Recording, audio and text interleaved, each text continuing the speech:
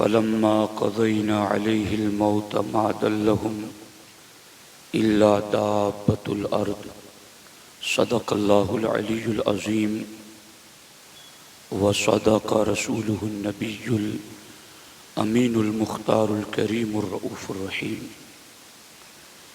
انتہائی احترام و عقیدت کے ساتھ حضور سید المرسلین خاتم الانبیاء شفیع المذنبین رحمت للعالمین خاتم المعصومین راحت العاشقین صلی اللہ تعالی علیہ وآلہ واصحابہ وبارک وسلم کی بارگاہ میں اپنی غلامی کا ثبوت دیں اور جس طریقے سے میں پڑھا ہوں میرے ساتھ مل کر حضور دل کے ساتھ نذرانہ محبت پیش کریں۔ الصلاۃ والسلام علیک یا رسول اللہ، الصلاۃ والسلام علیک یا حبیب اللہ، الصلاۃ والسلام علیک یا نبی اللہ، وعلی آلک واصحابک یا نور اللہ، صلی اللہ تعالی علیہ وسلم۔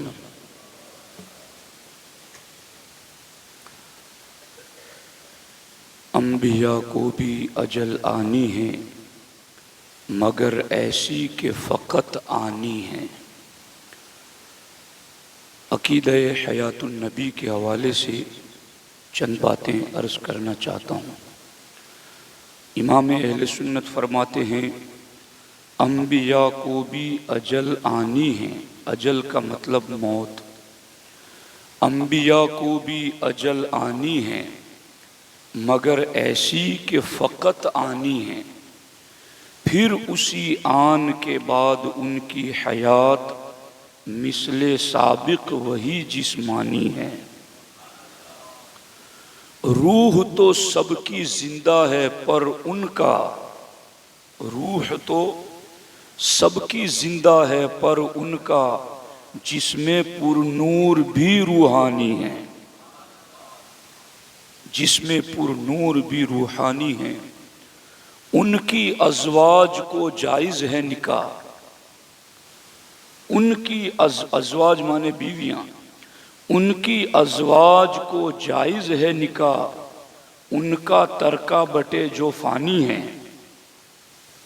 ان کی ازواج کو جائز ہے نکاح، ان کا ترکہ بٹے جو فانی ہیں۔ یہ ہیں حی ابدی رضا ان کو، یہ ہیں حی ابدی رضا ان کو، صدق وعدہ کی قضا مانی ہے۔ دوستان محترم، حیات النبی صلی اللہ علیہ وآلہ وسلم کا عقیدہ اتنا بنیادی اور اہم ترین عقیدہ ہے کہ اس کے انکار پر باقی بہت سارے عقائد اور معمولات کا انکار خود بخود ہو جاتا ہے۔ ہماری عام زبان میں بھی اگر کسی کو ہم بے فائدہ بتانا چاہتے ہیں،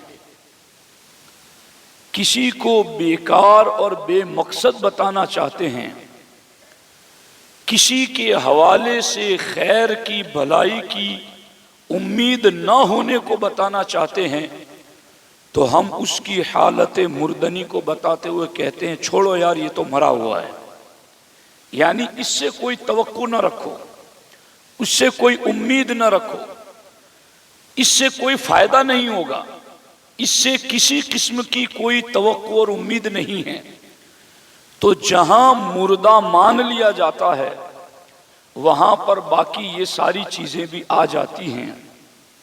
نبی کو اگر حیات نہ مانا جائے اور نبی کے حوالے سے یہ نظریہ رکھ لیا جائے کہ معاذ اللہ کی رب العالمین وہ مر کر مٹی میں مل گئے ہیں، تو پھر آگے منوانے کی ضرورت نہیں ہے کہ ان کا وسیلہ پکڑنا جائز ہے یا نہیں ہے، ان کی بارگاہ کی حاضری کی نیت سے سفر کرنا جائز ہے یا نہیں ہے، ان سے استعانت، استغاثہ، توسل اور ان کی بارگاہ میں سلام عقیدت کے لیے احتراماً کھڑے ہونا، سلام پڑھنا، ہاتھ باندھنا، قیام کرنا، یہ ساری باتوں پر بحث کی ضرورت ہی نہ پڑے اگر حضور کو معاذ اللہ مردہ مان لیا جائے۔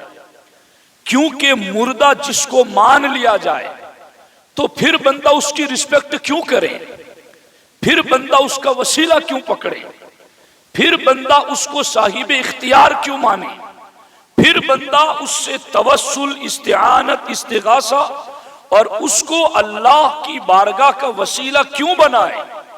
کیونکہ جب یہ بات ہی مان لی گئی معاذ اللہ کہ وہ مردہ ہے، تو مردہ شخص کو تو ہماری عام زبان میں بھی اسی وقت بولا جاتا ہے جب کوئی یہ بتانا چاہے کہ اب اس سے کسی طرح کے فائدے کی امید نہیں ہے۔ مگر اہل سنت و جماعت الحمدللہ یہ عقیدہ رکھتے ہیں، تو زندہ ہے واللہ، تو زندہ ہے واللہ، میری چشم عالم سے چھپ جانے والے۔ جو زندہ مانے گا وہ پھر کھڑے ہو کر ادب سے سلام بھی پڑھے گا، جو زندہ مانے گا وہ ان کی بارگاہ کا قصد اور ارادے کے ساتھ سفر بھی کرے گا، جو زندہ مانے گا وہ ان کا وسیلہ بھی لے گا، استعانت بھی کرے گا، مدد کے لیے بھی پکارے گا، رب کی بارگاہ میں وسیلہ بھی بنائے گا۔ کیونکہ جس کو زندہ مانا جاتا ہے یہ ساری باتیں اس کے حوالے سے مانی جاتی ہیں۔ سنی یہ ساری باتیں کیوں نہ مانے؟ کیونکہ وہ اپنے نبی کو حیات النبی کا عقیدہ رکھتا ہے۔ اب یہاں پر دلائل کی روشنی میں چند باتیں عرض کرنا چاہتا ہوں، غور سے سنیے۔ موت کی دو قسمیں ہیں اور اسی طرح حیات کی بھی دو قسمیں ہیں۔ موت ایک عادی ہوتی ہے، ایک حقیقی ہوتی ہے، اسی طرح حیات بھی ایک عادی ہوتی ہے، ایک حقیقی ہوتی ہے۔ اب اس کو سمجھنے کے لیے تھوڑا متوجہ ہونا پڑے گا آپ کو۔ عادی موت کس کو کہتے ہیں؟ جسم سے روح نکل جاتی ہے تو اس کو موت عادی کہتے ہیں، جو ہم میں سے ہر ایک پر طاری ہوتی ہے کہ عادتاً روح کا نکل جانا، اس کو ہم کیا مانتے ہیں کہ یہ موت واقع ہو گئی۔ لیکن یاد رکھنا، موت عادی حیات حقیقی کے خلاف نہیں ہے۔ جہاں موت عادی طاری ہو وہاں حیات حقیقی کا انکار نہیں کیا جا سکتا کہ موت عادی طاری ہو گئی تو اب حقیقی حیات ہی موجود نہیں ہے۔ یعنی عادی موت اور حیات حقیقی میں کوئی ایسا ٹکراؤ نہیں ہے کہ جہاں عادی موت طاری ہو وہاں حیات حقیقی ہو ہی نہیں سکتی، ایسا نہیں ہے۔ بلکہ ہمارا عقیدہ ہے کہ روح انسان کے جسم کو زندہ رکھتی ہے، یہ عادتاً ہوتا ہے، لیکن رب چاہے تو بغیر روح کے بھی وہ جسم میں حیات پیدا فرمائے۔ چونکہ ان اللہ علی کل شیء قدیر، وہ رب ہر چاہے پر قادر ہے، تو وہ رب جسم سے روح نکل جائے پھر بھی حیات کو باقی رکھتا ہے، اور یہ اس کی شان ہے۔ اب اس پر میں آپ کے سامنے دلائل دیتا ہوں، غور کرنا۔ 3 بھائی، اور یہ بات صحیح مسلم میں موجود ہے، اور صحیح مسلم آپ کو یہ صحیح عقیدہ سنا رہا ہے۔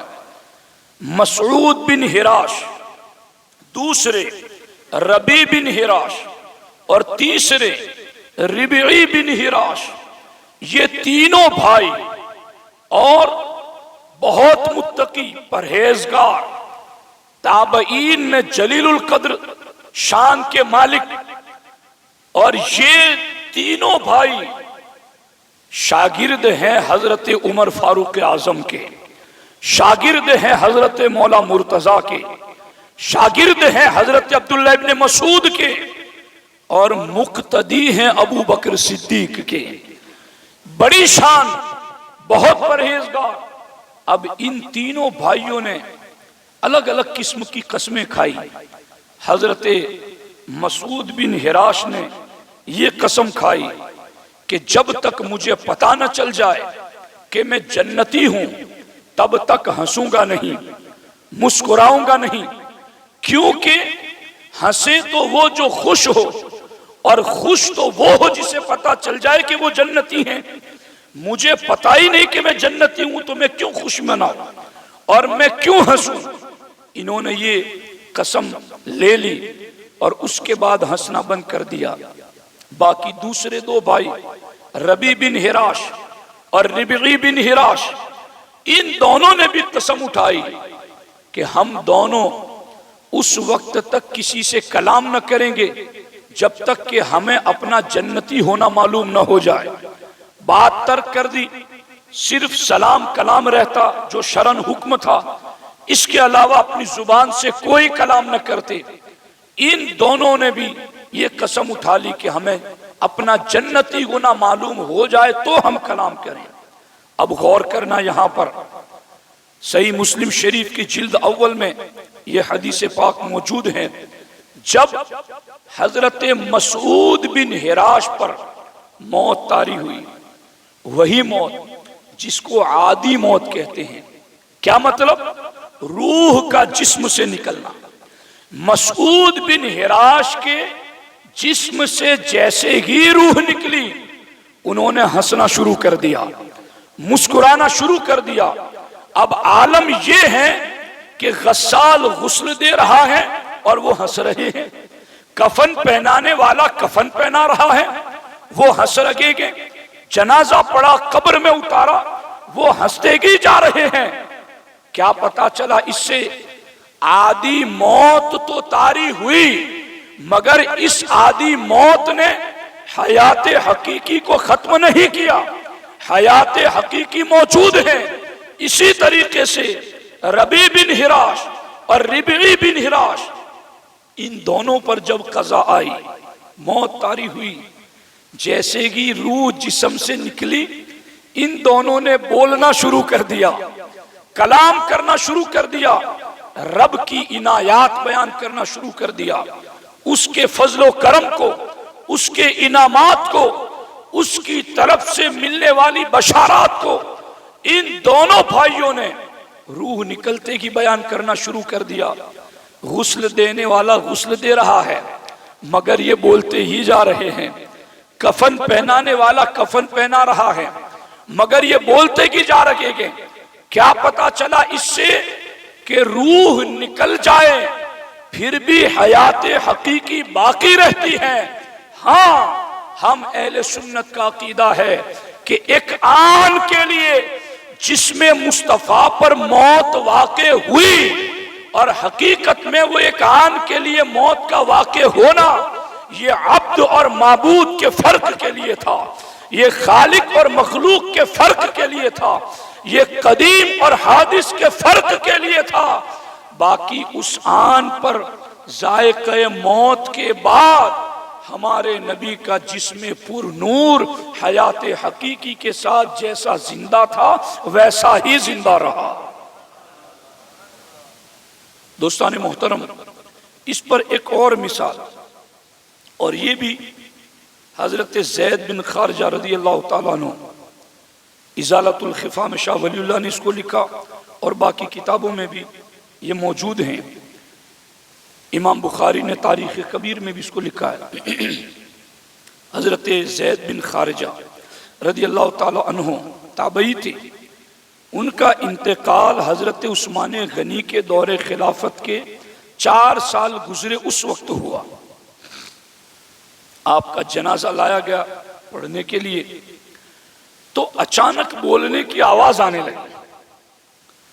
لوگوں نے ادھر ادھر دیکھا تو آواز تو آ رہی تھی مگر کوئی آواز دینے والا نظر نہیں آ رہا تھا۔ انہوں نے غور کیا تو پتا چلا یہ تو جنازے میں موجود حضرت زید بن خارجہ خود کلام کر رہے ہیں۔ اور کیا کلام کرتے تھے؟ احمد فی الکتاب الاول، احمد نبی کا کیا کہنا، وہ تو پہلے پہلی کتابوں میں احمد کے نام سے مشہور ابو بکر صدیق کا کیا کہنا، وہ تو پہلی کتابوں میں صدیق اکبر، عمر کا کیا کہنا، وہ پہلی کتابوں میں فاروق ہیں، اور اس کے بعد چونکہ عثمان غنی کا دور تھا تو اب حضرت زید بن خارجہ جنازے سے بول رہے ہیں کہ 4 برس گزر چکے ہیں، 2 برس باقی ہیں، پھر تمہیں پتا چلے گا۔ یعنی وہ حالات جو بدلنے والے تھے عثمان غنی کے دور میں، وہ یہ جنازہ بتا رہا ہے۔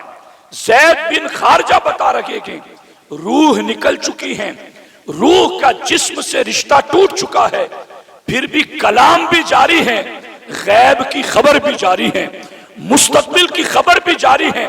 اس سے پتا چلا کہ جسم سے روح کا تعلق ٹوٹ کر عادی موت جسم پر طاری ہوتی گئے، تو عادی موت کے طاری ہونے سے حیات حقیقی کا انکار نہیں ہوتا۔ اسی لیے حضرت قسم بن عباس بن عبد المطلب رضی اللہ تعالی عنہ فرماتے ہیں کہ حضور پاک صلی اللہ علیہ وسلم کو جب قبر انور میں اتارا گیا تو حضرت قسم بن عباس کہتے ہیں، مدارج النبوت میں لکھا ہے کہ حضور کو ان کے روضہ اطہر میں قبر میں اتارتے وقت سب سے اخیر میں نے حضور کی زیارت کی، سب سے اخیر میں نے حضور کی زیارت کی، اور جب میں زیارت کر کے باہر نکل رہا تھا تو میں نے دیکھا کہ مصطفیٰ کریم کے لبہائے مبارک حرکت کر رہے ہیں، آقا علیہ الصلوۃ والسلام کے لبہائے مبارک ہل رہے ہیں۔ قسم بن عباس کہتے ہیں میرا دل نہیں چاہتا تھا کہ آقا کی بات سنے بغیر باہر نکل جاؤں، میں پلٹا، حضور کی قبر میں پھر اندر اترا، اور میں نے اپنے کان حضور کے لبہائے مبارک کے قریب کیے تو حضور کی زبان سے یہ کلمے ادا ہو رہے تھے، رب ہب لی امتی، رب ہب لی امتی۔ اب پوچھو اس دنیا کو جن کا عقیدہ ہے معاذ اللہ کہ نبی مر کر مٹی میں مل گئے ہیں، تو اگر جسم سے روح کا تعلق ٹوٹ جائے اور حیات حقیقی ختم ہو جاتی ہے تو اس قبر انور میں حضور کے لب کیوں ہل رہے تھے، کلام کیوں کر رہے تھے؟ اس سے پتا چلا کہ جہاں موت عادی طاری ہوتی ہے کہ روح جسم سے نکل جاتی ہے، پھر بھی اللہ تبارک و تعالی چاہیں تو اس جسم میں حیات حقیقی کو جلوہ گر فرما دیتا ہے۔ اب یہ بات کس نے لکھی کہ نبی مر کر مٹی میں مل گئے؟ یہ اسماعیل دہلوی نے لکھی کہ حضور علیہ الصلوۃ والسلام کے حوالے سے کہ معاذ اللہ یہ نبی مر کر مٹی میں مل گئے۔ تو اب غور کرنا، ایسے یہ محاوراتی زبان میں دیکھا جائے تو یہ جملہ بھی توہین والا اور بات بھی جھوٹی کہ نبی کا مر کر مٹی میں مل جانا، کوئی کسی کو یوں کہنا چاہے، اس کو ذلیل کرنا چاہے تو بھی کہتا مار کے مٹی میں ملا دوں گا۔ حضور کے بارے میں یہ کلمات، حیات کا یوں انکار۔ اب اگر امت نے اس بات کو مان لیا ہوتا تو پھر اس امت کو وسیلے کا انکار نہ سمجھانا پڑتا، پھر ان کو حضور کی روضے کی زیارت سے بالقصد سفر کرنے سے سمجھانا نہ پڑتا، وسیلہ، توسل، استغاثہ، مدد کے لیے پکارنا، ان ساری باتوں کو کا انکار سمجھانا نہ پڑتا۔ چونکہ معاذ اللہ جسے مردہ مان لیا جاتا تو باقی ساری باتیں تو آلریڈی خود بخود مان لی جاتی، مگر جس طرح یہ نبی آخری ہے یہ امت بھی آخری ہے، یہ نبی کی امت مردہ نہیں ہے کیونکہ ان کا نبی زندہ اور سلامت ہے۔ اب یہ تو میں نے 2 دلیلیں، حیات، روح نکل جائے پھر بھی حیات حقیقی باقی رہتی ہے، یہ بات میں نے سمجھائی۔ اب میں تمہیں 2 مثالیں وہ دے رہا ہوں کہ جن میں روح نکلنے کی کوئی بات ہی نہیں پھر بھی حیات حقیقی موجود۔ کیسے؟ دیکھیے، آپ نے 12واں واقعہ سنا ہوگا، ابو جہل کی مٹھی میں کنکروں کا کلمہ پڑھنا۔ مثنوی شریف میں بھی اس کو لکھا اور امام بیہقی نے دلائل النبوت میں بھی اس کو لکھا کہ کہ حضور پرنور صلی اللہ علیہ وآلہ وسلم آپ کے سامنے ابو جہل مٹھی میں کنکر لے کر آیا اور حضور علیہ الصلوۃ والسلام کے سامنے آ کر کے کہا آپ بتاؤ کہ میری اس مٹھی میں کیا ہے؟ تو سرکار دو عالم صلی اللہ علیہ وسلم نے فرمایا میں بتاؤں کہ تیری مٹھی میں کیا ہے یا تیری مٹھی میں جو ہے وہ بتائیں کہ میں کون ہوں؟ کہ یہ تو اس سے بھی بڑی تعجب کی بات ہے۔ تو سرکار نے فرمایا اب اپنی مٹھی اپنے کان کے پاس لے جا۔ کان کے پاس لے گیا تو وہ کنکریاں پڑ رہی تھی، اشہد ان لا الہ الا اللہ واشہد ان محمد رسول اللہ صلی اللہ علیہ وآلہ وسلم۔ یہ کنکریاں پڑ رہی تھی، کیا کنکریوں میں روح تھی پہلے؟ کیا روح نکلی تھی؟ روح کا وہاں تصور نہیں، آنے جانے کی تو کوئی بات ہی نہیں، پھر بھی وہاں حیات حقیقی موجود ہے، وہ کلام کرتی ہیں، وہ کلمہ پڑھتی ہیں۔ اسی طرح سے وہ ستون حنانہ میرے آقا علیہ الصلوۃ والسلام جس پر ٹیک لگا کر کے خطبہ دیا کرتے تھے، سرکار اپنی پشت پر نور اس سے لگا کر خطبہ دیتے۔ ایک انصاری صحابی نے کہا حضور میں چاہتا ہوں کہ ایک لکڑی کا ممبر بنا دوں، آپ اس پر جلوہ بار ہو جائیں اور خطبہ دیں۔ سرکار نے فرمایا تمہاری مرضی۔ انہوں نے بنا کر رکھ دیا۔ ہمارے آقا علیہ السلام اس تنے کے سے آج ٹیک نہیں لگائے، سرکار آ کر لکڑی کے ممبر پر بیٹھ گئے۔ اب وہ کھجور کا تنا، گجراتی میں بھی جو شاخ جڑ سے جڑی ہوتی ہیں اس کو سرجیو کہتے ہیں، کہ چلو سائنس نے کسی طرح اس میں روح مانی، مگر جو شاخ کٹ گئی، کٹ کر کے خشک ہو گئی، اس میں تو حیات نباتی بھی دنیا نہیں مانتی، مگر یہ کھجور کا خشک تنا سرکار جس سے اپنی پشت لگا رہے تھے، سرکار دو عالم صلی اللہ علیہ وسلم منبر پر بیٹھے تو وہ کھجور کا خشک تنا حضور کی جدائی میں چیخ مار کر کے رونے لگا۔ صحابہ کہتے ہیں جیسے اونٹنی کو اس کے چھوٹے بچے سے جدا کر لیا جائے تو وہ اونٹنی آواز لگا کر روتی ہیں، کھجور کا وہ خشک تنا حضور کی جدائی میں رونے لگا۔ اب اس پر بات نہیں کرتا کہ اس میں کیا حکمتیں ہیں، مگر بات صرف دلیل سے اتنی عرض کرنا چاہتا ہوں، یہاں روح انسانی تو کجا، روح حیوانی تو کجا، یہاں تو روح نباتی بھی نہیں ہے، مگر پھر بھی حیات حقیقی موجود ہیں۔ وہ کلام کرتا ہے، وہ حضور کی یاد میں روتا ہے، تڑپتا ہے۔ اس سے پتا چلا کہ جہاں روح عادتاً نکل جاتی ہے وہاں تو حیات حقیقی ہوتی ہی ہوتی ہے۔ جہاں روح کے آنے جانے کا کوئی تصور نہیں، پتھر اور خشک تنے میں، وہاں بھی اللہ حیات حقیقی پیدا فرما دیتا ہے۔ جب یہ عقیدہ ہوگا کہ میرے آقا زندہ ہے تو پھر یوں کھڑے رہ کر یا نبی سلام علیکہ پڑھنے میں بھی لطف آئے گا، پھر اس کو لذت آئے گی، چونکہ وہ جانے گا کہ میں سلام ان کو کر رہا ہوں جو زندہ اور سلامت ہے۔ پھر وہ درود بھی پڑھے گا تو اسے لذت آئے گی، پھر وہ گنبد خضرا کی زیارت کی نیت سے سفر بھی کرے گا تو اسے لذت آئے گی کہ میں کسی مٹی کے ڈھیر کے پاس نہیں جاتا، نبیوں کے امام کی بارگاہ میں جا رہا ہوں۔ جب اس کا عقیدہ مضبوط ہوگا تو وہ اور زیادہ اس کے دیگر اعمال میں وسیلہ بھی پکڑے گا، یا سے ندا بھی کرے گا، با اختیار بھی مانے گا، متصرف بھی مانے گا، اور ان کی بارگاہ میں حاضری دے گا، سنہری جالیوں کے سامنے کھڑا رہے گا تو اس کے اندر ادب کا جذبہ پیدا ہوگا۔ اب یہاں پر باتیں بہت ہیں مگر جمعہ میں وقت کم ہوتا ہے، میں آپ کو ایک بات کی نشاندہی کر رہا ہوں، کوئی اس بھول میں نہ رہے کہ حضور کا جسم قبر انور میں سلامت ہے اور کفن میں لپٹا ہوا ہے اور بس جسم سلامت ہے۔ ارے یہ حالت تو حضور کے غلاموں کی ہے،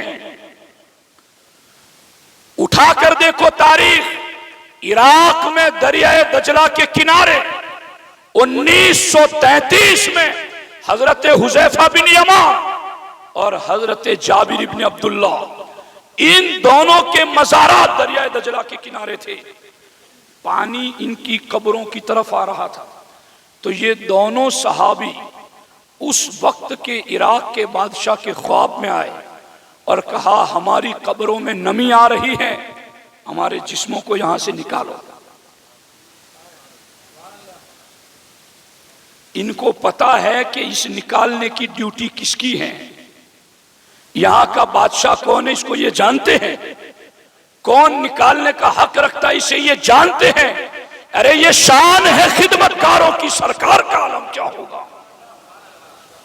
کہا ان کو جا کر، پھر انہوں نے اس پر توجہ یوں دی کہ بس ایک دیوار بنا لی پانی آنے سے پہلے تاکہ وہ پانی نہ آ سکے۔ پھر 2 مرتبہ خواب میں آئے، پھر وہی کہا، تیسری بار خواب میں آئے، عراق کے قاضی علماء کو جمع کیا اور کہا آپ کیا یہ بات ایسی ہے جو نیٹ پر بھی موجود ہے، آپ تصدیق کریں یہ چیز کہ ان کی قبر انور سے ان کو نکالنے کے حوالے سے مشورہ ہو کہ کیا کیا جائے۔ علماء نے کہا کہ جب انہوں نے تمہیں بتایا ہے تو اب نکالی جائے۔ اخبار میں چھپا کہ فلاں تاریخ کو ان دونوں صحابہ کی قبریں کھولی جائے گی، تو اس وقت حج کا موسم تھا، حجاج جو حج کے لیے گئے تھے پوری دنیا سے، انہوں نے کہا اس تاریخ کو تھوڑا لیٹ کر دو، اس منظر کو ہم بھی دیکھنا چاہتے ہیں، ہمیں بھی آنے کی اجازت دی جائے، مہلت دی جائے۔ تاریخ لیٹ کی گئی، یہاں تک کہ لاکھوں کی تعداد میں وہاں عاشقان رسول جمع تھے، قبریں کھولی گئی، دنیا نے دیکھا، غیر مسلم ماہرین جو ڈاکٹر تھے انہوں نے بھی ان کے جسموں کو دیکھا، آنکھوں کو چیک کیا، اور اس کے بعد ان غیر مسلم ڈاکٹروں نے بھی کہا کہ جسم سے روح نکلنے کے بعد آنکھوں کی روشنی ختم ہو جاتی ہے مگر ان کی روشنی اب بھی برقرار ہے، ان کے جسم اب بھی سلامت ہیں۔ یا رسول اللہ، 1300 سال گزرنے کے بعد ان کے جسم پر نور سلامت ہے، نکالے گئے جسم، اور سیدنا سلمان فارسی کے مزار پر ان کی قبریں پہلے سے الگ سے کھود کے تیار رکھی گئی تھی، پھر ان کے اجسام کو وہاں دفنایا گیا۔ تو جسموں کا سلامت رہنا یہ تو میرے نبی کے غلاموں کے لیے بھی ہے، باقی میرے آقا کی شان تو اس سے وراء الورا ہے، بلند سے بلند تر ہے۔ ان کی جسمانی حیات حقیقی دنیاوی حصی مادی زندگی کے ساتھ میرے آقا جیسے 63 سالہ حیات میں زمین پر زندہ تھے، آج قبر انور میں ویسے ہی زندہ اور سلامت ہے۔ دوستان محترم، جب یہ عقیدہ ہوگا تو اب باقی سارے عقائد کے اندر نور ہی نور ہے اور اس میں سرور ہی سرور ہیں۔ تو یہ ایک تھوڑی سی جھلک تھی جو میں نے عقیدہ حیات النبی کے حوالے سے آپ کے سامنے رکھنے کی کوشش کی۔ اللہ کریم کی بارگاہ میں دعا ہے کہ اللہ تبارک و تعالی اس زندہ نبی کی امت کو بھی زندہ رکھے، ہمارے دلوں کو زندہ رکھے، ہماری روح کو زندہ رکھے، اور بس ان کی بارگاہ سے ہمیں فیض حاصل ہوتا رہے اور ہم ان کے در کرم سے وابستہ رہے۔ بخدا خدا کا یہی ہے در، نہیں اور کوئی مفر مکر، جو وہاں سے ہو یہیں آ کے ہو، جو یہاں نہیں وہ وہاں نہیں، کرے مصطفیٰ کی اہانتیں، کھلے بندو اس پہ یہ جرأتیں کہ میں کیا نہیں ہوں محمدی، ارے ہاں نہیں، ارے ہاں نہیں، ارے ہاں نہیں، ارے ہاں نہیں۔ وہ کریم تو پیارا عمر بھر کرے فیض و جود ہی سر بسر، ارے تجھ کو کھائے تپے سکر، تیرے دل میں کس سے بخار ہے۔ دوستان محترم، تو یہ عقیدہ سلامت رہے، اس پر مضبوطی سے قائم رہے۔ اللہ کریم ہمیں اپنے آقا کے فیوز و برکات سے مالا مال فرمائے۔ السلام علیکم ورحمۃ اللہ۔